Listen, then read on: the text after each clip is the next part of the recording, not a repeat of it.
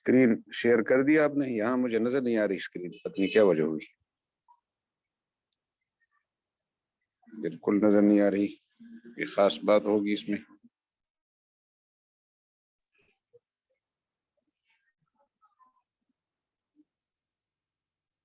اچھا، تو یہ مجھے نظر نہ آنے کی کیا وجہ ہو سکتی ہے؟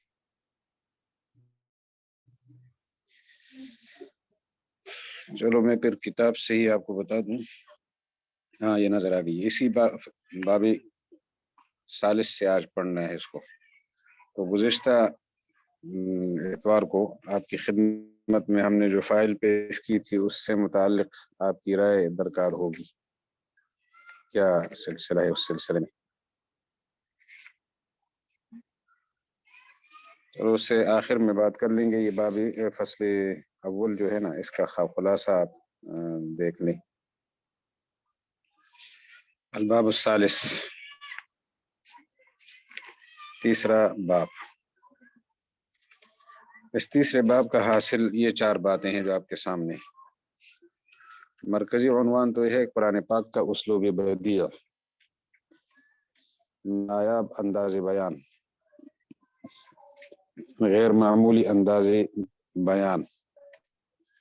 ایسا انداز بیان قرآن پاک سے پہلے کسی کتاب نے، کسی تحریر نے، کسی قصیدے نے، کسی تقریر نے حاصل نہیں کیا۔ ایسا عجیب و غریب انداز بیان ہے، یعنی یہ کتاب خود خدا تعالیٰ کی خدائی کی عینی گواہ سمجھ لے، ایسی ہے۔ اس کے لفظ لفظ سے خدا کی خدائی محسوس ہوتی ہے۔ تو اس کا عجیب و غریب انداز بیان اس کا مرکزی عنوان ہے۔ نظم قرآن کے لطائف، لطائف کا معنی عمدگیاں، نظم قرآن کا انوکھا انداز بیان۔ اور یہ بات بتائی جا رہی ہے پھر اس باب کے اندر 4 فصلیں ہیں۔ پہلی فصل قرآن کریم کی ترتیب اور سورتوں کا جو اسلوب ہے اس کا بیان ہے۔ قرآن پاک کی ترتیب اور اس کا جو اسلوب ہے، سورتوں کا اسلوب، قرآن پاک کی صورتیں کس کیفیت کے ساتھ نازل ہوئی ہیں، کیا اسلوب ہے، انداز بیان کیا ہے، یہ پہلی فصل کے اندر ہوگا۔ پھر دوسری فصل میں صورتیں جو آیات کی طرف تقسیم ہے، صورتوں کی آیات میں تقسیم اور ان کا عجیب و غریب انداز بیان، صورتوں کا عجیب و غریب انداز بیان اور آیات کا، اور اس پہ بات ہوتی ہے۔ اور تیسری فصل میں یہ بیان ہوتا ہے کہ قرآن پاک میں تکرار بہت زیادہ ہے، ایک چیز بار بار بیان ہوئی ہے۔ مثلا آدم علیہ السلام کا واقعہ جو ہے نا، وہ جنت سے اترنے کا 7 دفعہ آیا ہے قرآن پاک میں۔ ایک واقعہ 7 جگہ ذکر کرنے کا کیا مطلب؟ تو یہ جو مختلف جگہ بار بار ایک چیز آ رہی ہے، اس میں تکرار ہے، اور پھر علوم 5 جو ہیں نا وہ ایک ساتھ نہیں ہے، تو یہ ترتیب ہے۔ کبھی ایک آیت کے اندر 2-3 علوم اکٹھے ہو جاتے ہیں، کبھی علم التذکیر بعلی اللہ سے بات شروع ہوتی ہے تو تذکیر ایام اللہ میں جا کر بات داخل ہو جاتی ہے، تو علم الجدل، علم الاحکام، یہ ساری چیزیں ساتھ ساتھ چلتی ہیں۔ اس کا بیان ہوگا فصل ثالث میں، اور فصل رابع کے اندر قرآن پاک کا جو اعجاز ہے اس کا بیان ہوگا، اعجاز قرآنی۔ قرآن پاک معجز کلام ہے تو کس حوالے سے معجز کلام ہے، اس کے اعجاز کی وجوہ کیا ہے، یہ فصل رابع کے اندر ہے۔ تو فصل اول جو ہے نا وہ تو انشاءاللہ کچھ دیر میں آپ پڑھ لیں گے۔ اس کا جو حاصل ہے، فصل اول کا حاصل، وہ آپ اپنی کتاب کے اندر جو آپ کے پاس الفوز الکبیر کا نسخہ ہے اس کے عنوانات دیکھ لیں تو محسوس ہو جائے گا کہ قرآن پاک کی ترتیب اور ان کی صورتوں کا اسلوب، پھر صورتوں کی تقسیم کتنی قسمیں پر ہے، قرآن پاک حضرت عثمان کے زمانے میں اور اس کے ساتھ ہی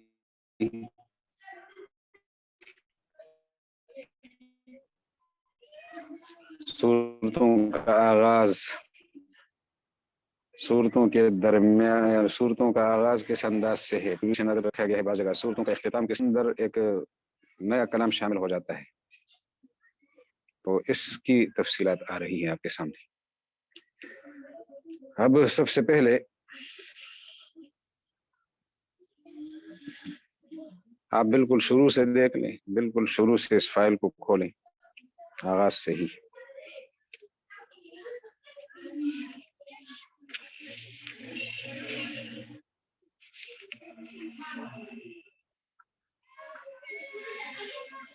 آگے چلیں، تھوڑا آگے چلیں، تیسرا صفحہ نکالیں، اس کو بھی چھوڑ دیں، آگے چلیں، یہ خطبہ ہے، اور آگے یہ قرآن پاک کے نزول کے 3 مقاصد آپ کے سامنے ہیں، بار بار اس کا تذکرہ آیا ہے، پھر 5 علوم یہ آپ کے سامنے آ گئے۔ قرآن پاک کے نزول کے 3 مقاصد ہیں، واپس کر لیں اور واپس کر لیں، یہ 3 مقاصد جو ہے نا ان کو دیکھ لیں، واپس ایک صفحہ اور واپس کریں،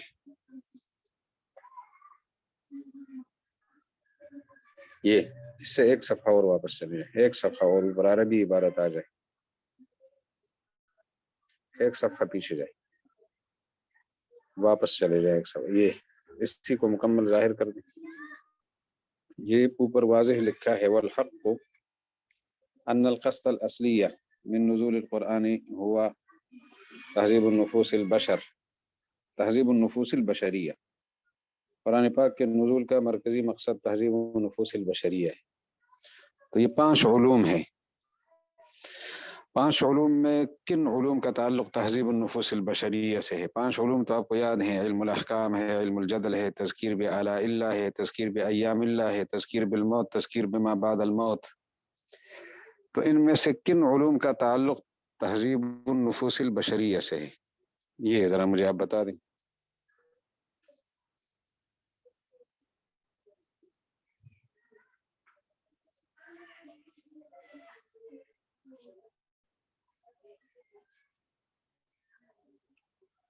جو تینوں مقاصد ہیں ان 5 علوم سے یہ مقاصد حاصل ہوں گے، اور قرآن پاک کی کوئی آیت ان 5 علوم سے باہر نہیں ہے،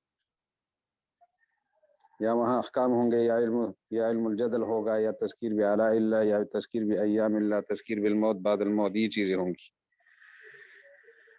تو یہ تہذیب النفوس البشریہ، انسانی نفوس کا تزکیہ، یہ کس سے حاصل ہوگا؟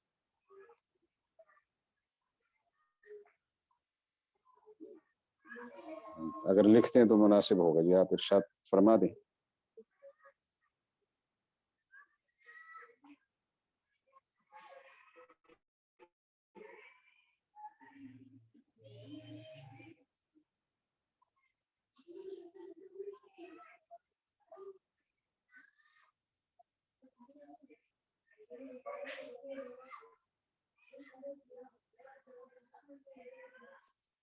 نہ جی، علم الاحکام نہیں، تذکیرات ثلاثہ ہے نا، تذکیر تذکیر تذکیر جس کے ساتھ لگا ہے، نصیحت نصیحت، یاد دہانی یاد دہانی، کیونکہ انسان کا نفس جب پاک نہیں ہوتا نا تو اس میں غفلت ہوتی ہے، خوف خدا، آخرت، یہ ساری چیزیں اس کے دماغ سے نکل جاتی ہیں، بدماش ہو جاتا ہے، تو اس غفلت کو دور کرنے کے لیے تذکیرات ہیں۔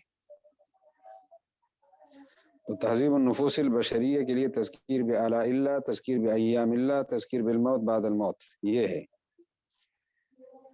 وجہ۔ اس کی یہ ہے نا کہ کوئی انسان جو ہے اللہ کی نعمتیں ان کا تذکرہ سن کر اس کو احساس ہو جاتا ہے، کسی کو خطرناک واقعات یا ماننے والوں کے واقعات سن کر احساس ہو جاتا ہے، وہ تبدیل ہو جاتا ہے، کوئی آخرت کو یاد کر کے انجام سے باخبر ہو کر تبدیل ہو جاتا ہے۔ تو تہذیب النفوس البشریہ ان 3 علوم کے ذریعے سے، جن کو تذکیرات ثلاثہ کہتے ہیں، اور یہ جو دوسرے نمبر پہ دمغ العقائد الباطلہ، باطل عقائد کی تردید، اس کے لیے کون سا علم ہوگا؟ پھر کون سے علوم درکار ہوں گے یہ ذرا بتا دیں۔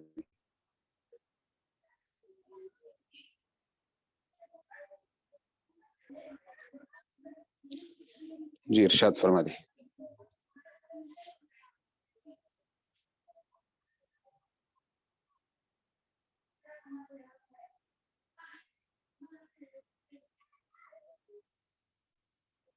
کوئی بھی لکھتے ہیں، غلط بھی کیوں نہ ہو۔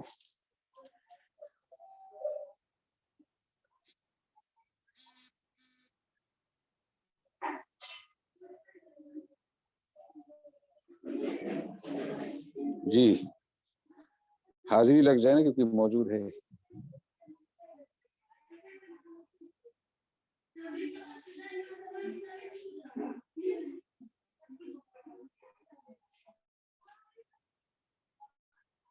دمغ العقائد الباطلہ، ان 5 علوم میں کس علم کو ذریعہ بنایا گیا ہے دمغ العقائد الباطلہ کے لیے؟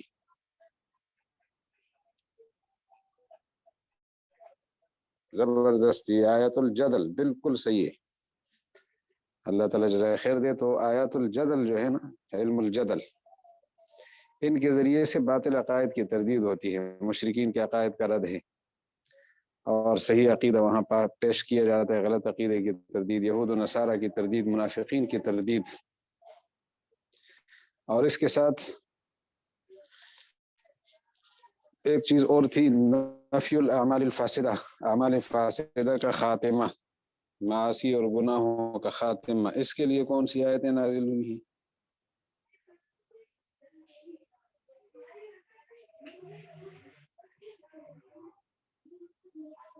ان کا ذکر فرما دیجیے تاکہ آگے بڑھے، وقت کم ہے۔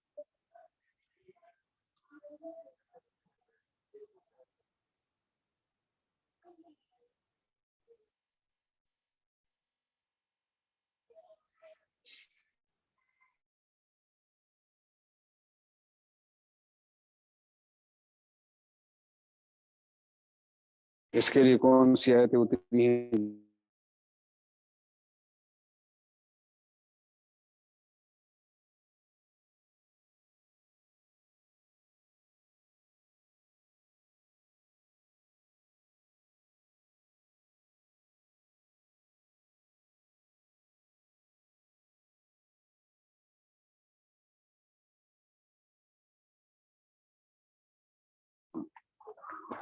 بالکل صحیح فرمایا، آیات الاحکام جو ہیں وہ اسی مقصد کے لیے،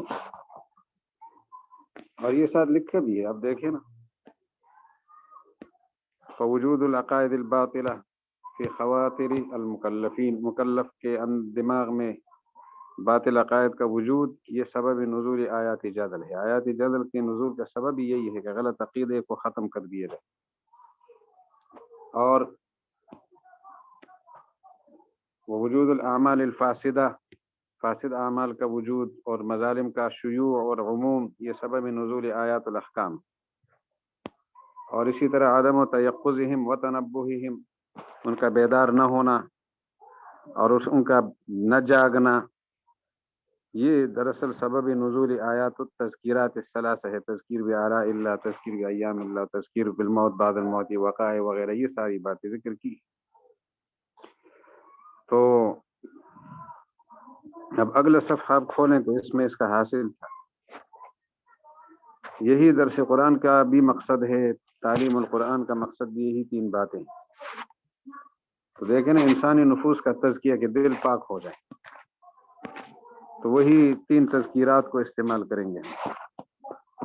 دمغ العقائد الباطلہ، باطل عقائد، شرک ہے، بدعت ہے، الحاد ہے، زندقہ ہے، تجدد پسندی ہے۔ آج کے جتنے باطل عقائد ہے، بنیاد تو وہی 4 چیزیں، مادیت پرستی وغیرہ، تو وہی آیات الجدل استعمال کریں گے۔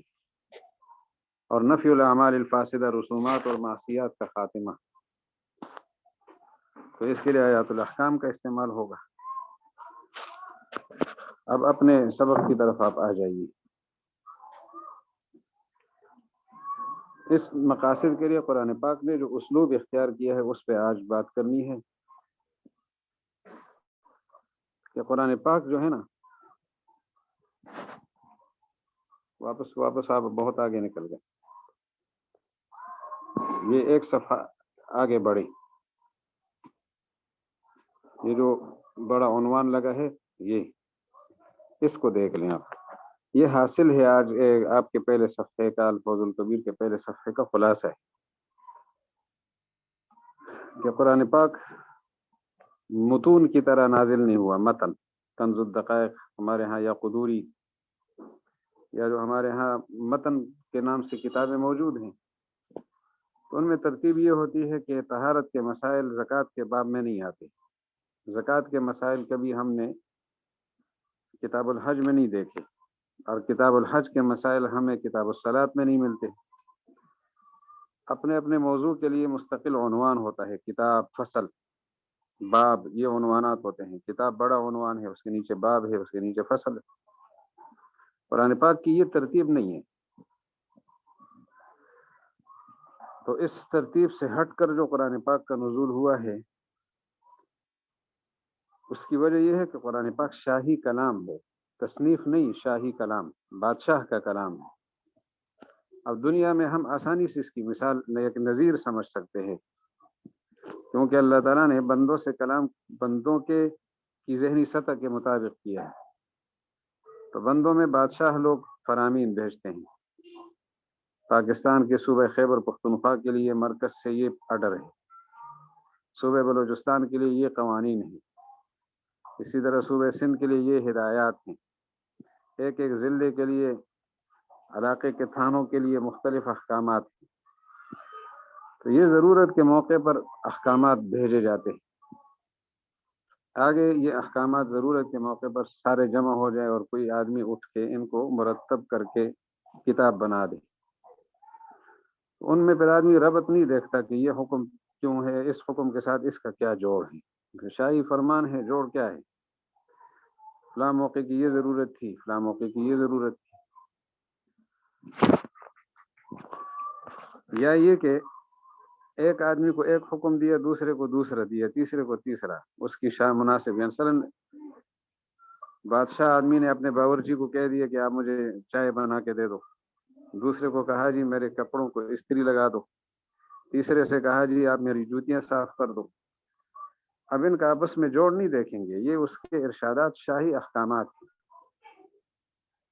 تو قرآن پاک کا جو نزول ہے وہ شاہی فرمان کے مطابق، فرامین اللہ تعالیٰ کے فرامین ہیں، اور ان فرامین کو ضرورت کے بقدر، انسانوں کی ضرورت کے وقت اللہ تعالیٰ نے نازل فرمایا ہے، اور وہ مدون اور مرتب ہو کر مصحف کی شکل میں ہمارے سامنے. قرآن پاک کا نسخہ عربی میں مصحف کہلاتا ہے.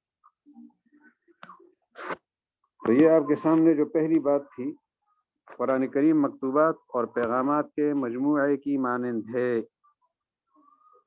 یہ تصنیف نہیں ہے، متن کی طرح نہیں ہے، مکتوبات اور پیغامات کے مجموعے کی طرح ہے.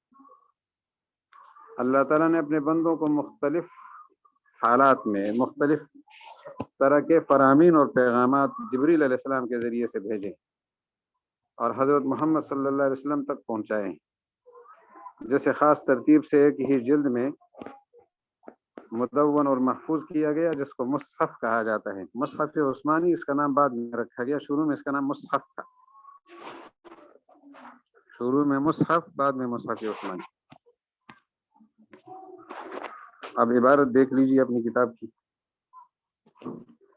الباب الثالث، بسم اللہ الرحمن الرحیم. الباب الثالث فی بیان لطائف نظم القرآن وشرح اسلوبہ البدیع. قرآن پاک کے نظم کے لطائف اور عمدگیوں کا بیان ہے. نظم، یہ نظم کا لفظ ادب کے لیے استعمال کرتے ہیں، لفظ کا لفظ استعمال نہیں کرتے. یہ جو لفظ ہے نا، اس کا جو لغوی معنی ہے اس کا قرآن پاک سے کوئی جوڑ نہیں، کیونکہ لفظ کا جو بنیادی اور لغوی معنی ہے اس کا معنی پھینکنا. وہاں سے یہ لفظ یعنی کلمہ لفظ، لام فا ظا، ان 3 حروف سے بنایا ہوا کلمہ جو ہے، اس کا اصل معنی تھا پھینکنا. وہاں سے اس کلمے کو اٹھا کے انسانی بات کے لیے وضع کر لیا ہے، اور اس کو لفظ کہتے ہیں. ما یتلفظ بہ الانسان، یعنی حروف ہجا پر مشتمل آواز کو لفظ کہتے ہیں.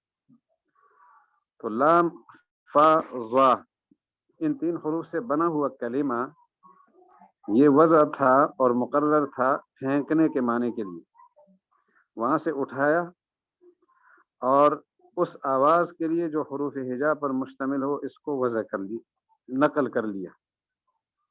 تو بنیادی معنی چونکہ اس کا پھینکنا ہے اور اس کا قرآن پاک سے جوڑ نہیں ہے، ادب کے خلاف ہے، تو قرآن پاک کے ہم جو الفاظ ہی کہتے ہیں اپنے عرف میں، لیکن اس کے لیے نظم کا لفظ استعمال کرنا چاہیے، ادب کا تقاضا یہ ہے، کیونکہ نظم کا جو لفظ نون ضا میم اس کا معنی اصلی تھا پرونا، اور پرونا موتیوں کا ہوتا ہے، اور موتیاں قیمتی چیزیں ہیں، پھینکنا قیمتی چیز کا نہیں ہوتا، اور پرونا قیمتی چیز کا ہوتا ہے۔ چنانچہ قرآن پاک کے لیے اور اس کے اندر موجود کلمات کے لیے نظم کا لفظ استعمال ہوگا، تو نظم القرآن اس لیے کہا ہے، ورنہ لفظ القرآن بھی کہہ سکتے تھے۔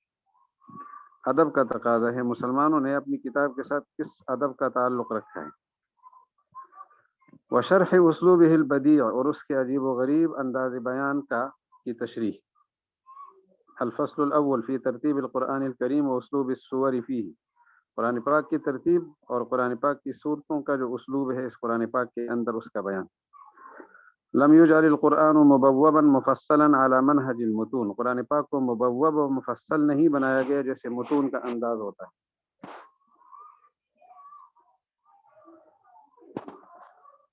آپ کے پاس کتاب نہیں ہے؟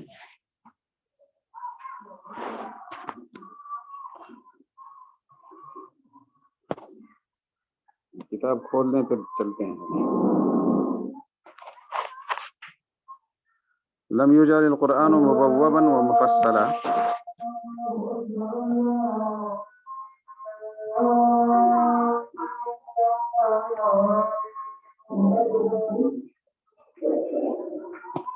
ہاں دیکھتے جائیں آپ۔ لم یجعل القرآن مبوبا مفصلا، قرآن پاک کو مبوب اور مفصل نہیں بنایا گیا، علی منہج المتون جیسے متون کا نہج ہوتا ہے، انداز ہوتا ہے، کہ وہاں پہلے کتاب الطہارہ، پھر بیچ میں باب الوضو، اس کے اندر فصل فی فرائض الوضو، اس ترتیب سے نہیں ہے یہاں۔ لیذکر کل مطلب منہ فی باب و فصل، ایسا نہیں کیا گیا تاکہ ہر مطلب اور مقصد کو اس قرآن پاک میں سے ہر باب اور فصل میں ذکر کرے، ایسا نہیں ہے۔ بل افترض القرآن الکریم کمجموعۃ المکتوبات، بلکہ فرض کیا گیا ہے کہ قرآن پاک مکتوبات اور فرامین کے مجموعے کی طرح ہے، مکتوبات اور فرامین۔ فکما یوجہ الملوک الی رعایاہم حسب مقتضیات الاحوال فرمانا، جس طرح کے بادشاہ لوگ اپنی رعایا کی طرف متوجہ کرتے ہیں حالات کے تقاضے کے مطابق، ضرورت کے مطابق فرمان کو، تو وہ شاہی فرمان ہوتے ہیں۔ وبعد زمان یکتبون فرمانا آخر، کچھ عرصہ گزرتا ہے، نیا فرمان بھیجتے ہیں، پرانا فرمان بھی ریکارڈ میں موجود، نیا فرمان بھی آ گیا۔ وحرم مجرہ، اور یہ سلسلہ جاری رہتا ہے، حتی تجتمع فرامین کثیرۃ، یہاں تک کہ بہت سارے فرامین جمع ہو جاتے ہیں، اکٹھے ہو جاتے ہیں۔ اب یہ بہت سارے فرامین جو اکٹھے ہو گئے تو فیدونها شخص ویجعلها مجموعا مرتبہ، ایک شخص اٹھتا ہے، اس کی تدوین کرتا ہے اور اس کو ایک مجموعہ بنا دیتا ہے ترتیب کے ساتھ۔ کذالک، حضرت فرماتے ہیں کہ اسی طرح آپ سمجھ جائیں کہ اللہ جل شانہ نے اپنی کتاب کو نازل فرمایا ہے تو وہ بھی فرمان ہے، فرامین ہے۔ الملک علی الاطلاق، جو علی الاطلاق بادشاہ ہے، دنیا کے بادشاہ علی الاطلاق نہیں، یہ مقید بادشاہ ہیں، یہ خود جواب دہ ہیں، اور خدا تعالیٰ کسی کا جواب دہ نہیں ہے، تو ملک علی الاطلاق۔ دوسرے بادشاہ اللہ کے سامنے کم از کم جواب دہ تو ہے نہیں۔ تو ایک منٹ کے لیے ریکارڈ روکتے ہی اذان کا جواب ہم دے دیتے ہیں۔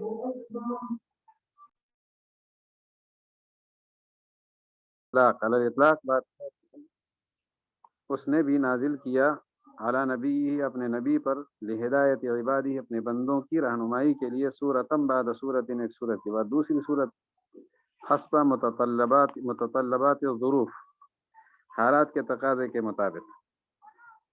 حالات کا جیسے مطالبت اور ظروف کا معنی حالات، متطلبات یعنی اس کا تقاضا، ظروف کے حالات کے تقاضے کے مطابق. تو اب ہوا پھر یہ کہ وقد كانت كل سورة في عهد النبي صلی اللہ علیہ وسلم محفوظة مضبوطة على حدة. یقیناً رسول اللہ صلی اللہ علیہ وسلم کے زمانے میں ہر صورت محفوظ تھی اور مدون تھی، الگ الگ محفوظ تھی، الگ الگ مدون تھی. على حدة ثم دونت السور كلها في مجلد واحد. پھر ساری صورتیں مدون ہوئی، مرتب ہوئی ایک جلد میں. کب؟ ابو بکر صدیق رضی اللہ عنہ اور عمر فاروق رضی اللہ عنہما کے زمانے میں. دراصل وہ زمانہ ابو بکر صدیق کا تھا، حضرت عمر کے زمانے میں ان میں کوئی تبدیلی نہیں ہوئی، وہی مصحف رہا. لیکن مشورہ حضرت عمر رضی اللہ عنہ کا تھا اور پیش وہ رہے، تحریک ان کی تھی. تو ان کی مشاورت سے حضرت ابو بکر صدیق رضی اللہ عنہ نے قرآن پاک کو جمع کروا دیا تھا، اس لیے دونوں بزرگوں کا نام دیا. وسمی هذا المجموع بالمصحف، اور اس مجموع کا نام رکھا گیا مصحف. مصحف میں یہ ہے، مصحف میں یہ. اس کے بعد حضرت فرماتے ہیں کہ اس مصحف کے اندر جو صورتیں ہیں، صحابہ کرام کے زمانے میں 4 قسمیں کہلاتی تھی یہ صورتیں. 7 لمبی صورتیں، السبع الطول، 7 لمبی صورتیں. دوسرے نمبر پہ المئون، تیسرے نمبر پہ المثانی، چوتھے نمبر پہ المفصل. اور مفصل کی بھی پھر 3 قسمیں ہیں، طوال مفصل، اوساط مفصل، قصار مفصل. میں لکھ کے بھیج دیتا ہوں.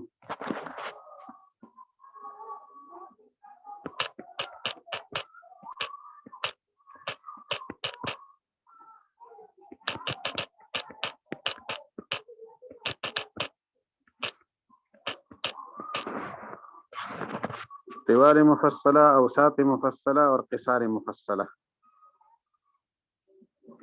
یہ 3 قسم کی صورتیں پھر آخر میں مفصل کے اندر آتی ہیں. تو یہ صحابہ کرام کے زمانے میں یہ تقسیم تھی. یہ جو 7 لمبی صورتیں ہیں، سورہ بقرہ، آل عمران 2 ہو گئی، نساء مائدہ 4، انعام اعراف 6، اور انفال اور توبہ دونوں کو ایک صورت سمجھتے ہیں کیونکہ مضامین کے لحاظ سے ایک جیسی صورتیں ہیں دونوں. تو یہ 7 صورتیں ہو گئی. اس کے علاوہ پھر وہ صورتیں ہیں جو 100 اور ان سے زیادہ آیتیں رکھتی ہیں اپنے اندر، وہ مئون کہلاتی ہیں. جو 100 سے کم آیتیں رکھنے والی صورتیں ہیں وہ مثانی کہلاتی ہیں، اور ان سے کم مفصل کہلاتی ہیں. تو مثلا 30 آیتیں ہیں، 40 آیتیں ہیں، 50 آیتیں ہیں، 60 آیتیں ہیں، اس طرح وہ مفصل کہلاتی ہیں. ان صورتوں میں قرآن پاک تقسیم ہے. وقد كانت السور مقسومة عند الصحابة إلى 4 أقسام. ترجمہ اس کا آسان ہے. القسم الاول السبع الطول التي هي اطول السور، جو تمام صورتوں میں لمبی صورتیں ہیں. القسم الثاني المئون، 100 سے، وهي التي تشتمل كل واحدة منها على 100 آية أو تزيد قليلا. 100 آیتیں ہیں یا کچھ زیادہ ہیں.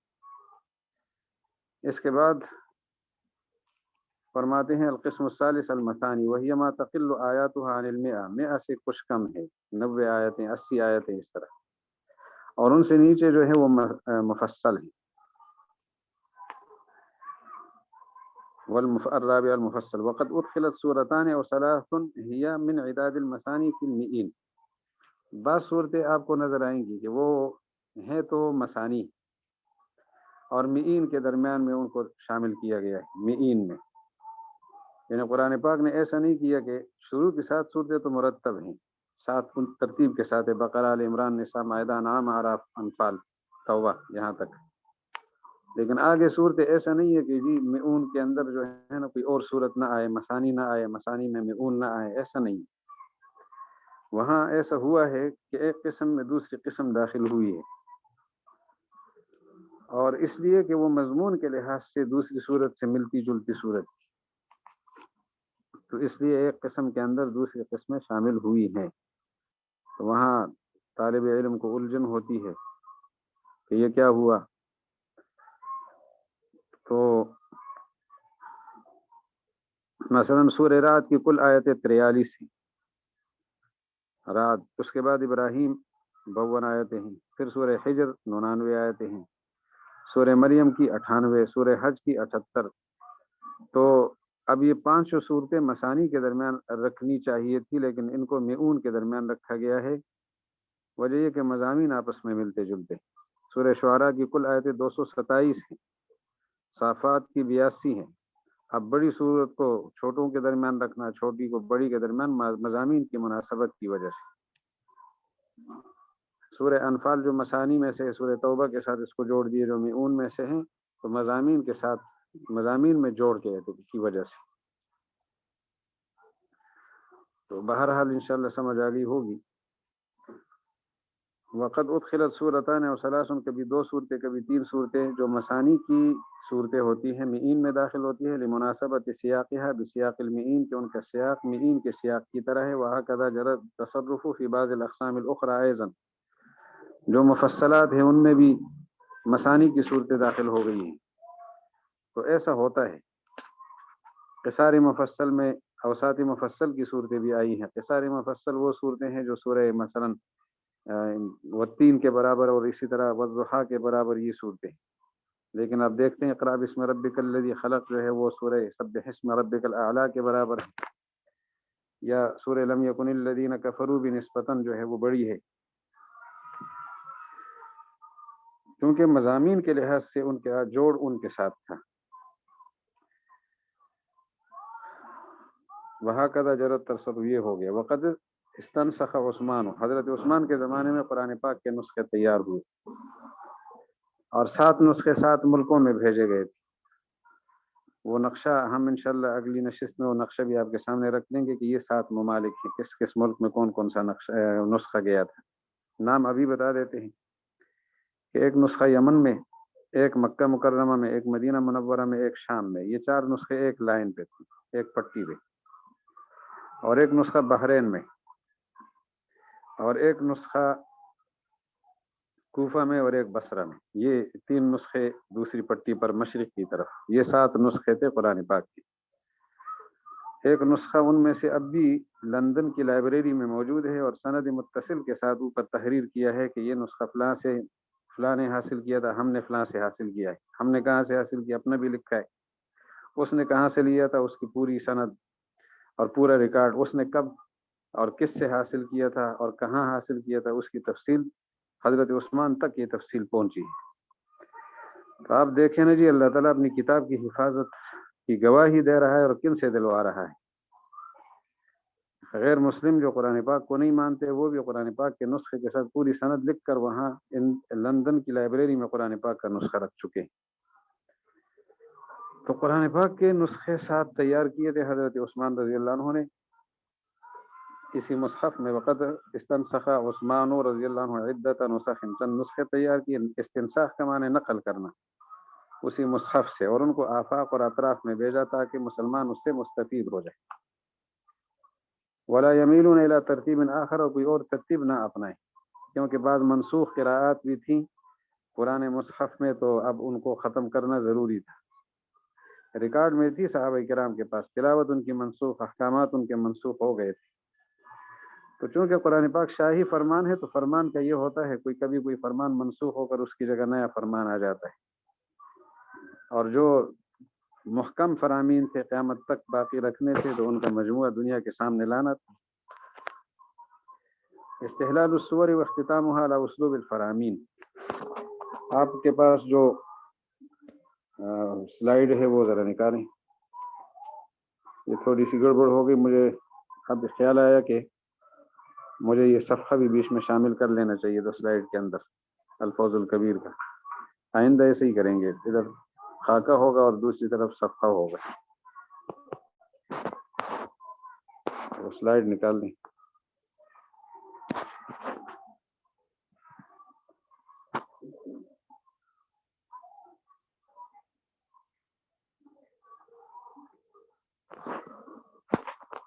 وہ جو سلائیڈیں میں نے بھیجی ہیں وہ نکال دیں ذرا.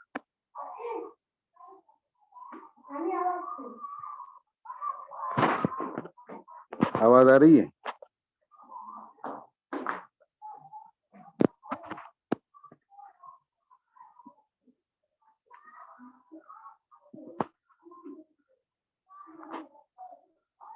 وہ جو سلائڈیں ہیں نا وہ نکالیں، اس کو ذرا موقوف کریں.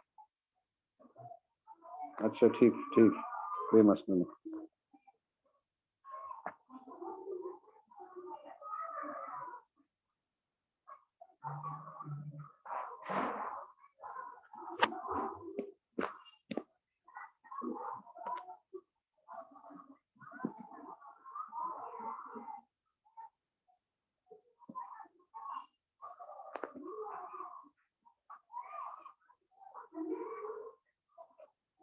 ہاں جی، تو اگر صفحہ اس کا کھول لیں، اس کے بعد والا صفحہ،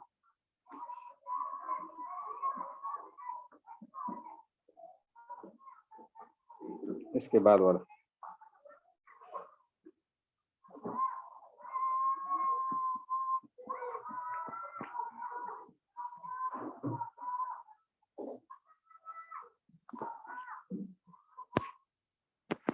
یہ جو میں نے تازہ نسخہ بھیجا تھا نا، یہ وہ نہیں ہے. میں نے جو تازہ سلائڈیں بھیجی ہے، میرا خیال یہ وہ نہیں ہے. آپ نے پچھلے والی کھولی ہے، یا میں مجھ سے غلطی ہو گئی، پتہ نہیں کیا وجہ ہوئی. میں نے جو ابھی سیٹنگ کی تھی وہ یہ نہیں تھی. چلو رہنے دیں، پھر کتاب میں دیکھیں. لگتا ہے گڑبڑ ہو گئی. اگلا صفحہ نکالیں آپ، اس میں کیا ہے. اس کو آگے تھوڑا چلائیں.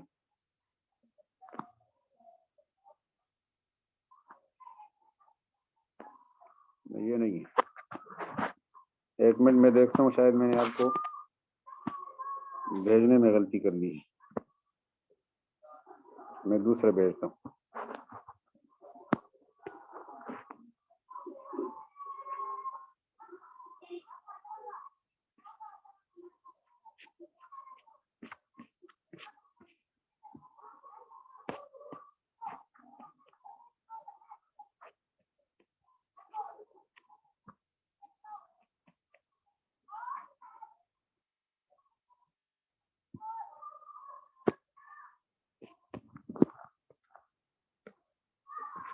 یہ جو میں نے بھیجا ہے نا نسخہ، اس میں سے آپ کھولیں. آپ نے خود پرانا کھول لیا ہے، وہ نہیں. اس وقت جو میں نے نیا بھیجا ہے وہ دیکھ لیں. میں نے جو بھیجا ہے وہ صحیح ہے.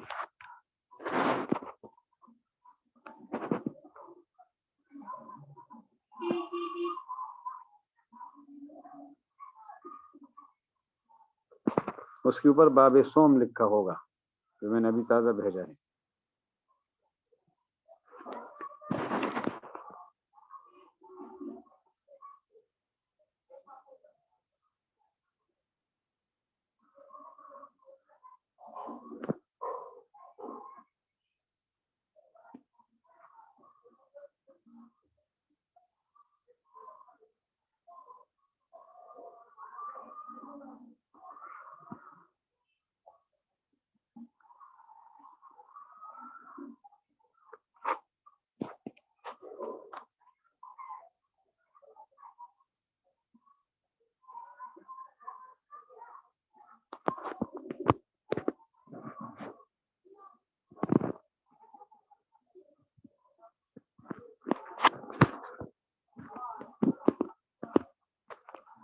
جی اس کو کھولیں ذرا، جلدی فرمائیں، وقت گیا.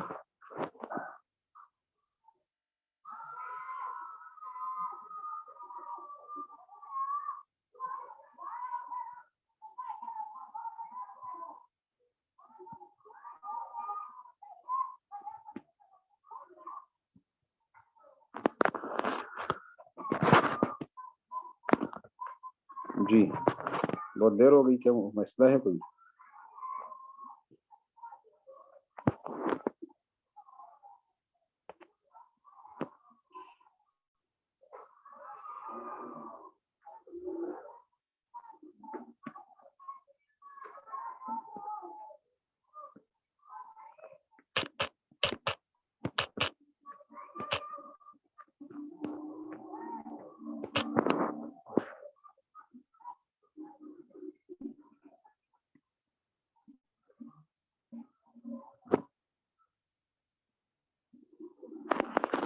جی کوئی مسئلہ ہے؟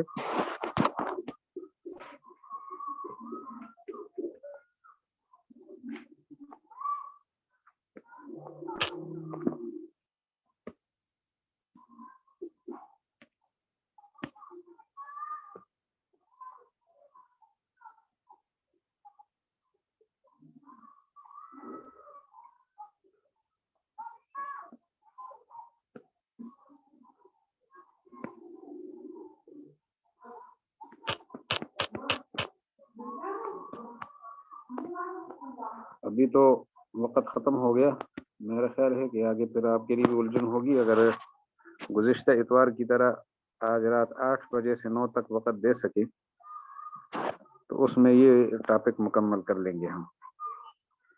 اگر ایسا ہو سکتا ہے تو مجھے آپ بتا دیں، کیونکہ ابھی تو 1 بج گئے۔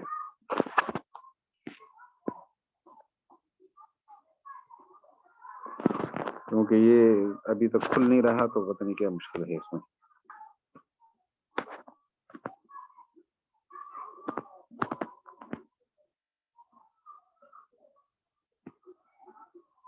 ابھی اگر کھل گیا تو یہ تھوڑی سی چیز بتانی تھی وہ مکمل کر لیتے، لیکن کھل نہیں رہا، لگتا ہے ایسا ہی ہے۔ تو پھر انشاءاللہ میں اس میں صفحہ بھی ڈال دوں گا الفوز الکبیر کا، تو جیسے ادھر عنوانات ہوں گے اور خلاصہ ہوگا، آگے کتاب بھی ساتھ ہوگی، آپ کو کھولنے اور بند کرنے کی دقت نہیں ہوگی۔ تو آج رات انشاءاللہ اللہ تعالی مدد فرمائے 8 بجے پھر آپ حضرات حاضر ہو جائیں۔